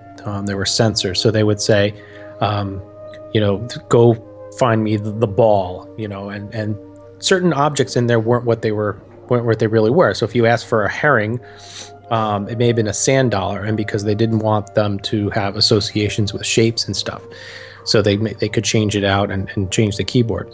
But the idea was that some of the objects represented nouns, some of them represented words, conjunctions, all sorts of different things, so they could try to quote unquote communicate with the dolphin. And your job as a guest researcher was to, you got this booklet, which I still have, I'll have to dig it out. And you were going to record as they did these experiments. It was interesting. You went back into the classrooms and you talked to them. And what we would also do is they took you up. You walked into the center on level 2. You went up into the center of the observation in the tank, and they took you up in a staircase that kind of wound its way up to the level, and you walked out on a gangplank out towards the different areas where they work with the dolphins, and the dolphins would come up on this kind of shore that they have up there. It was really cool to be on top of the tank, and you realize how many lights and different things are up there. So you can now do some sort of Disney's Dolphins in Depth, where I think they come up to you and you stand on the coral reef and they smile and pose and charge you money. And you can still scuba dive in there, which was going on at the time back then as well. I told you how you could get up to level 3. What's the other way of getting down from level 3? We haven't talked about it yet. Got to be the scuba tube in the lockout chamber. The lockout chamber in the scuba tube, yeah. How, you want to talk about that? Oh, this is like one of those great sci-fi things. In reality, this thing was completely impractical. Exactly. There was a show that I think it would probably happen, about every half hour or so? Yeah, somewhere in there. So you'd have a diver in a suit, ready to go, that would start to tell you about that they're welcoming the person in, and then the tube would kind of fill up with water or be filled up with water, and then a diver would come down the tube and descend to the bottom of it, and they'd flip some switches, and all the water would drain out of the tube, and then the diver would be standing in in just air, and they would open up the door and come out. And then the door had all these like fake bolts on it. Like this thing was like super. Well, it had to be watertight, but he was standing in. It looked like he was standing in a, like a American Standard, portable, like a shower with a door on it, right? And there was a metal grate on the bottom, and then the person that was talking, they would switch the person that just came out would take a microphone, and then the person that was there would go up in the tube. And then you would look out into the tank, and then you would see the person swimming out in the tank as if they had come up through this thing. Right. Now, if you look at an overhead map of it, you'll realize that the diver lockout chamber in this 4-foot tube we're talking about is probably about 50, 60 feet away from the actual tank. Yeah. But the idea was that, again, you were below the surface of the ocean. You were on the ocean floor. So this diver, the lockout, was locking them out from the ocean. When they went up into the quote-unquote ceiling, they were actually entering into the ocean, and they'd swim over the top of the sea base and down, into this observation area. What really happened? The reality is they would run on a gangplank across a gangplank and jump in on the other side. Jump in on the side.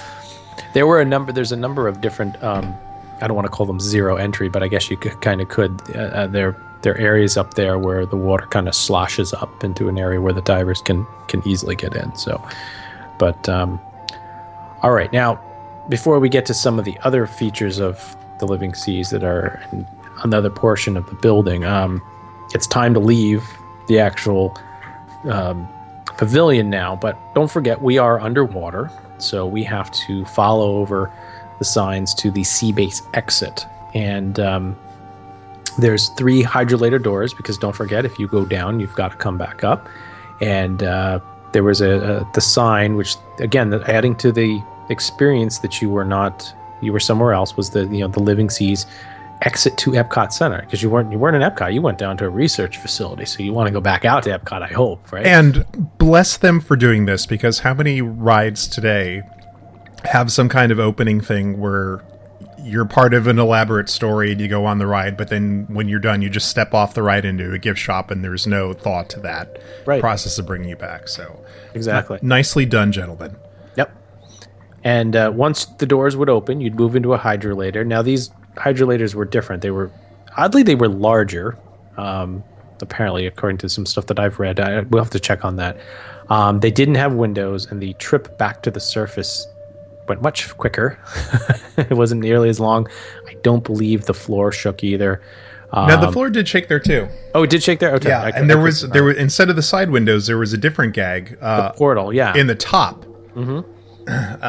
You could see sort of like water and a shimmery light as if you were in a tall tube. And as you moved closer to the surface, like the light would get brighter to look as if you were getting closer to the surface. So I don't know if they just like expanded an iris and made the light bigger, or if they actually just brightened it, or what it was, but it worked. It was cool. It did work. And as that happened, we heard this.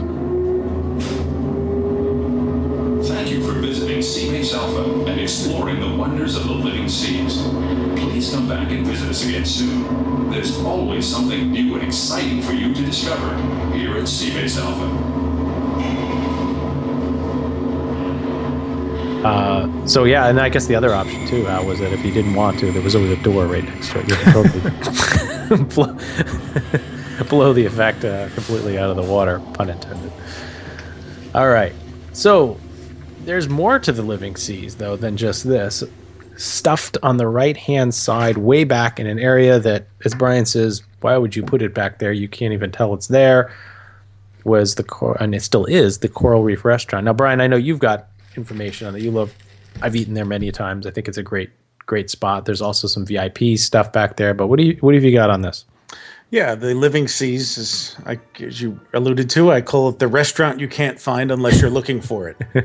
The Coral Reef, rather, and it is when you come into the main entrance area where the rocks are sloshing out. It's all the way around the side on the right, and you head around there and you walk into a very small, dimly lit, well-appointed lobby.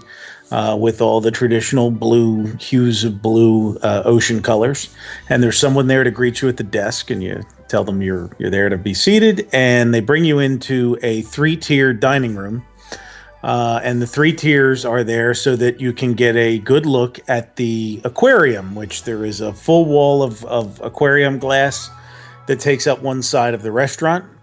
That's where all the tables face. There are booths that face it, and then tables that are sideways so that everybody gets a good view of it.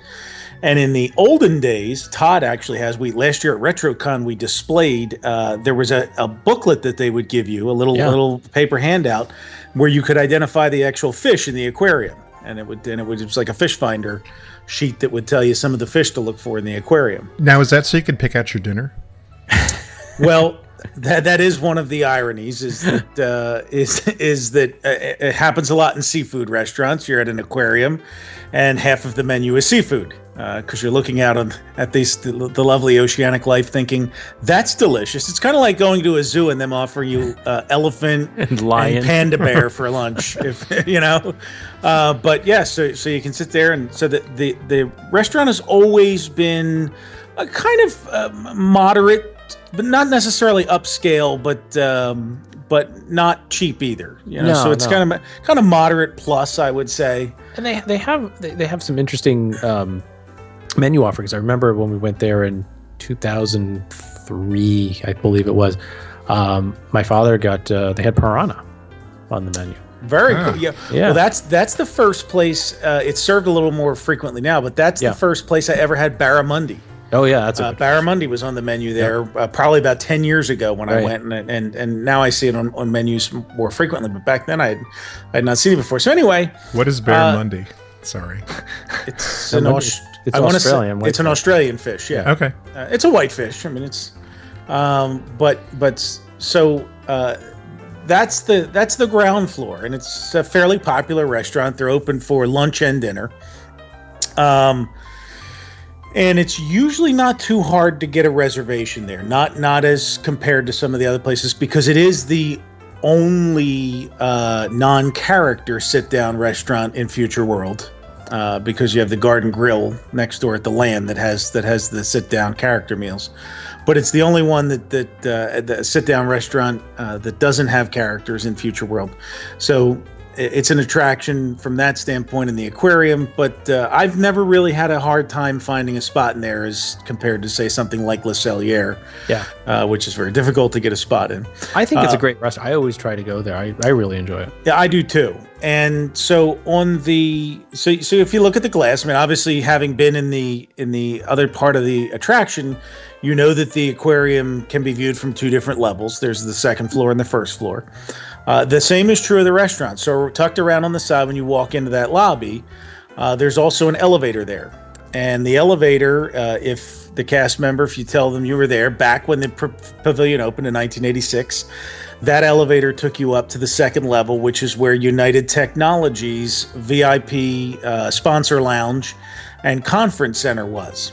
And that operated up there from 1986 to 1991.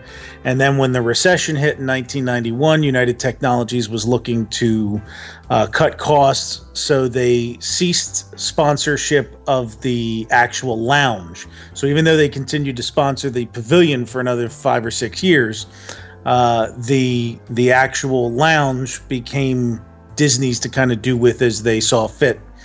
But let me tell you a little bit about the lounge.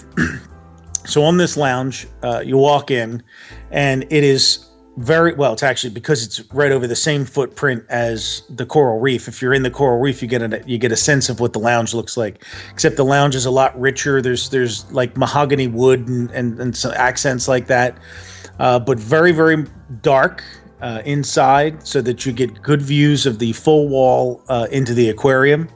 And it's kind of stadium level seating. It's almost like if you've ever been to a Vegas lounge act. It does have the multiple tiers, and and so it's got some tables.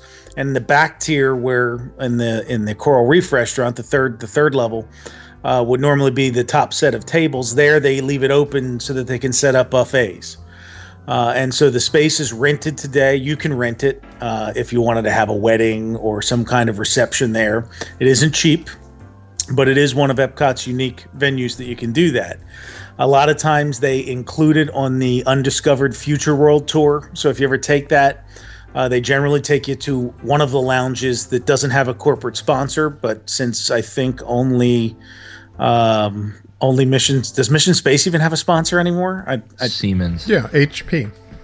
No, I thought HP ended their I'm thinking sponsorship Spaceship there. Earth. My fault. Yeah, so HP. yeah, Spaceship Earth has one, but I think most of the pavilions no longer have sponsors. So all the lounges have either been converted to offices in some cases, or are available for rent. So this one's available for rent. The other cool thing, the notable thing, and there are photos online, there are videos that give you tours of it online for people who've been there. If you search for the Living Seas or VIP lounge. But the other cool thing in there that's been there since it opened is it has a clear acrylic piano.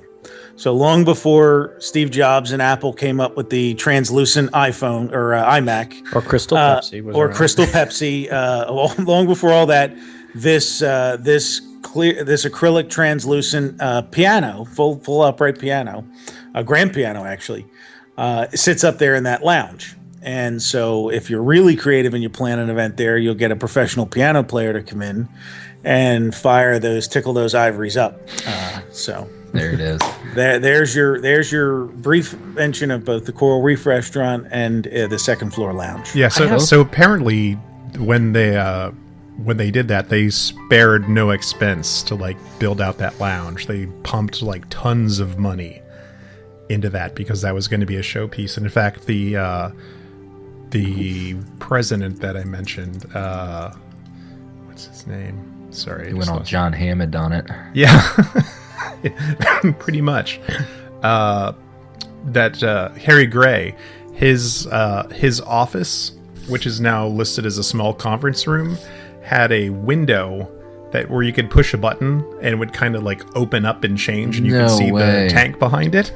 Yeah, it's like James Bond. Very James Bond. Both these places, the restaurant and the lounge, I've only been inside the restaurant, not the lounge. They remind me of so much like cruise ship stuff. Like, you go to that restaurant on the cruise ship, it's got all the nautical stuff, and yeah, it's very cruise shippy to me. I think that pretty much wraps up the Living Seas pretty well. I certainly miss the way that it was. Even a paint job could change the way. And who knows? Maybe some heads will get screwed on straight again and change the way that place looks. But boy, it's just abysmal now. Yeah. Well, it's just lost. I think the trick is everything that was in there when it was built in '86 really was super high tech, cutting edge. But even that stuff, as they approached the '90s, a lot of those, like the gym suits had fallen out of fashion. There was a new suit called the Wasp that took over. Right. That technology all changed. So, it would be time to actually go back and start over from scratch and see, okay, what are the new technologies that are, and, I guess finding that sponsor is difficult. But I think just a color change. It's so dark in there now. It's so hard to walk through, and it just doesn't have that. It doesn't have an exciting feel. I mean, I can understand the overlay and I can go with it, but I think they just need to make it a little more appealing. Yeah, it's I get the Nemo thing is cute and our kids love it, and it's a people eater. You can get a fast pass for it, but why? Because it never has more than a 5-minute wait to get on and in it anyways. Was there a time, now this is like going back, but also now, was there a time when fish, like there was more fish and more animal, more, ocean life in the aquarium than there is now? Because I always feel like now it's just kind of like dull, like there's not. If you read the documentation that they put out, the number of fish and the different types of species of fish have fluctuated wildly over the course of the years. So it started with like, we have 150 species of fish, and then 2 years later it'd be like, we have 80 species of fish, and then I think now it's like, we've got 40 species of fish.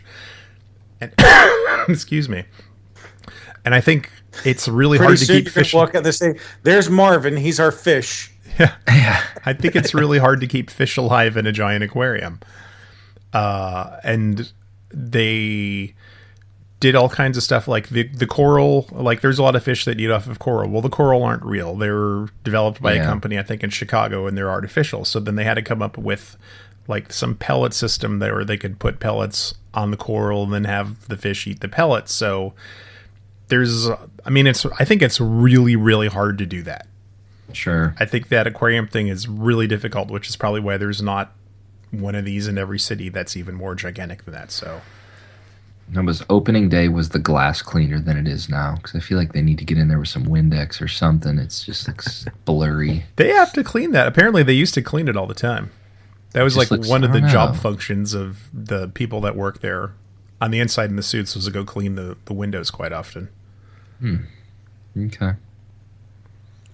Well, with that, guys, we'll wrap up this month's Living Seas. If you have any questions or any concerns or comments, or if we did anything wrong, send us an email at podcast@retrodisneyworld. I do want to note one other change. Hang on. I want to note one other change to the attraction. When it opened, and you would eventually exit Seabase Alpha at the end, you exit the same way today that you exited then when you come out back into the daylight, except they've extended the attraction. Originally, there was no sea of strollers when you exited the attraction, and now there is. Very, very true. True. The world's 8th ocean there is the strollers. Sea of strollers. All right, now that we've wrapped up the main topic, let's go over some of our T-shirts and merchandise. Last month, we released the Mr. Toad's family shirts, so to speak. All right, Hal, so we had, what 6 Mr. Toad shirts total? That's right, 6 Toad, Molly, Ratty, the whole gang. The whole gang, and they're all different colors. Collect them all. They're perfect for your family. So yeah, families put them on. Everybody's a Toad car. You can find each other, all that good stuff. Yep. Stickers, phone cases, it's all there. It's all there. All sorts of different stuff. We have some new products coming up. I think GT's working on those. So it's retrodisneyworld.com/support us. I would like a Broilmation shirt. Ooh, that would be great. Broilmation apron. Well, Broilmation apron. How do we have anything for this month? Before maybe that should be the design. Are we going with something with sea base? Living seas. Come on. No, we should. Okay, I'll tell you what. We'll do a twofer. We'll do a Broilmation shirt. Okay. And on top of that, we'll do a Living Seas shirt too. So I think we'll do a Hydrolator tribute shirt, kind of in the spirit of like the Tom Nabby one with the Nabby Grabber that we did. We'll do a Hydrolator shirt. So very nice. And we should let our listeners know too that the Hydrolator stickers should be coming back, but they'll probably be known as water elevator stickers. So look for those. We'll certainly announce them when they are back, and they'll be available in Hydrolator number 1, 2, or 3, your choice. So again, you could find all this good retro WDW swag at retrodisneyworld.com/support us. All right, guys, I think that's about it for this month. So next month, we have something that's going to time well with the July 4th holiday. We're going to be going back and looking at America on Parade. We've got some film of that and talking about the history and how that was all developed. So we've got that coming up in June. And with that said, guys, anything else before we close out here? No, sir. No, I'm good to go. All right. Well, as always, thank you to all of our listeners. Keep those emails and phone calls coming. We love hearing from you. If you can give us an iTunes review, please do. Appreciate the shout outs. Let your family and friends know about us. And thanks again. And with that, Brian, take us out. Well, as you ascend to the surface, everybody, avoid the bends.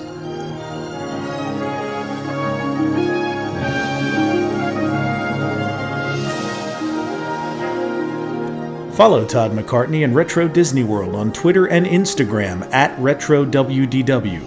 On Facebook at Retro Disney World. For all things Retro Disney World, including exclusive merchandise, visit us on the web at RetroWDW.com. On Twitter, you can find our producer, Jason Bartell from Deepwater Studios, at JasonDWS, our announcer, Andre Gardner, at Andre Gardner, and follow our hosts, Hal Bowers, at GoAwayGreen. For JT Kushner at LS1JT, and you can find me on Twitter and Facebook at Brian P. Miles.